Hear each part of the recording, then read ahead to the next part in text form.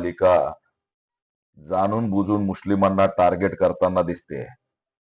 शहागंजमध्ये bulldozer घालून दुकानांची तोडफोड करून काही गाडे उचलून अतिक्रमणची कारवाई दाखवते. परंतु जेव्हापासून भारतीय जनता पार्टी आणि शिवसेनेची सत्ता या महानगरपालिकेत आली तेव्हापासून मुस्लिमांना टार्गेट करण्याचा अजेंडा राबवला जातोय.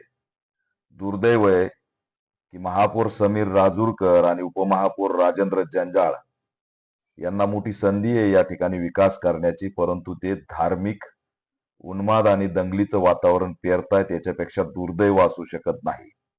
मी त्यांना विचारतोय, रमजान महिना सुरू असताना, हा पवित्र सण असताना रमजान महिन्यामध्ये शहागंजमध्ये बुलडोजर घालण्यापाठीमागे दंगलीचं षडयंत्र तर नाही ना, हा प्रश्न सुद्धा मी विचारतोय.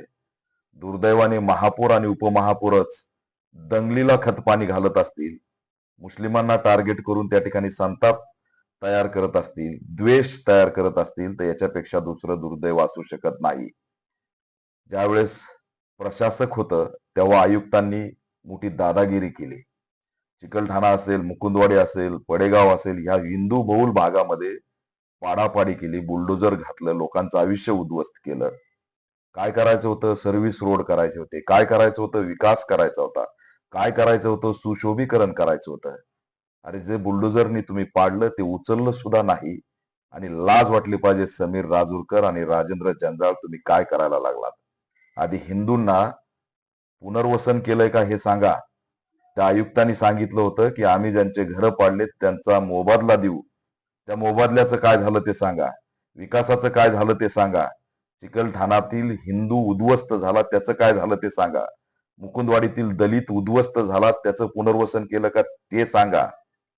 मूळ मुद्द्यापासून लक्ष हटवायचं आणि मुस्लिमांना टार्गेट करून जर तुम्ही असंच महापौर महापौर म्हणून मिरवणार असाल तर तुम्ही काय करू शकता याचा अंदाजा त्या ठिकाणी शहराला आलेला आहे. आणि म्हणून मी मुस्लिम बांधवांना आव्हान करतोय की मोठ्या उत्साहामध्ये सण साजरा करा. हे सगळं षडयंत्र आहे, दंगली घडवण्याचं षडयंत्र आहे. आणि मनपाला सांगू इच्छितो की तुम्ही राजकीय अजेंडा राबवू नका.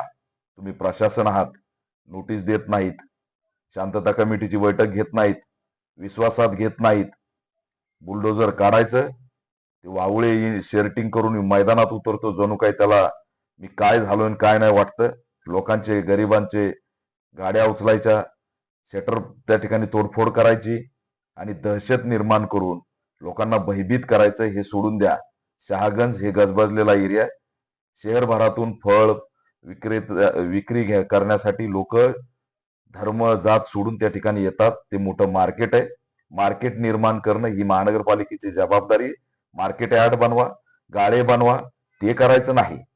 दंगलीच्या नावाखाली, धर्माच्या नावाखाली निवडणुका लढायच्या आणि तेच पेरत राहायचं, हे किती दिवस चालणार आहे? आणि म्हणून समीर राजूरकर आणि राजेंद्र जंजाळ हे जर नाटकं बंद केले नाही तर मग आम्हाला तुम्हाला एक्सपोज केल्याशिवाय पर्याय राहणार नाही. विकास करा. हिंदूंना उद्ध्वस्त केले त्यांचं पुनर्वसन करा. का पाडले ते आमचे सगळे हिंदूंचे घरं, बहुजनांचे घरं, मुस्लिमांचे घरं, आदिवासींचे घरं, दलितांचे घरं, त्याचं उत्तर द्या. त्यांचा मोबदला दिलाय का याचं उत्तर द्या. आणि या सगळ्यांना घेऊन मोबदल्यासाठी आम्हाला मग महानगरपालिकेवरती ताकदीने यावं लागेल. विकास करा. विकासातून शहर सर्वांगीण दृष्टीने त्या ठिकाणी उज्ज्वल करा.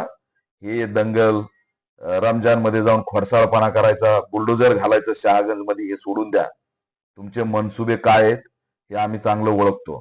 त्याच्यामुळे दंगलीला खतपाणी घालण्याचा प्रयत्न करू नका. या सगळ्या प्रकरणाचा दखल राज्याच्या गृहमंत्र्यांनी तात्काळ घेतली पाहिजे, पोलीस विभागाने घेतली पाहिजे, गृह विभागाने घेतली पाहिजे आणि शांतता कमिटीची बैठक घेऊन शहागंज प्रकरणानंतर वातावरण दूषित होणार नाही याची सर्व काळजी गृह विभागाने घेतली पाहिजे. आणि हे यांची काही पोस्ट बघतोय, जबाबदार म्हणून शहराचे मुख्य झालेले त्यांनी असणार धर्माचा त्या ठिकाणी तिटकारा करू नये.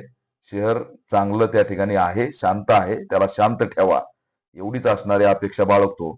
आणि याच्यानंतर रमजान मध्ये कुठंही गाड्या असू, गाळे असू, गाडे असू, कुणालाही बुलडोजर शाही चालू नये. बुलडोजर शाही पुन्हा चालवायचा प्रयत्न केला सणामध्ये तर त्या ठिकाणी मोठी प्रतिक्रिया दिल्याशिवाय आम्हाला पर्याय राहणार नाही असा इशारा ऑल इंडिया पॅन्थर सेना देत आहे. मुस्लिम बांधवांनी त्यांचा सण मोठ्या उत्साहात साजरा करावा आणि त्या ठिकाणी कुणालाही भयभीत होऊन घाबरून जाऊ नये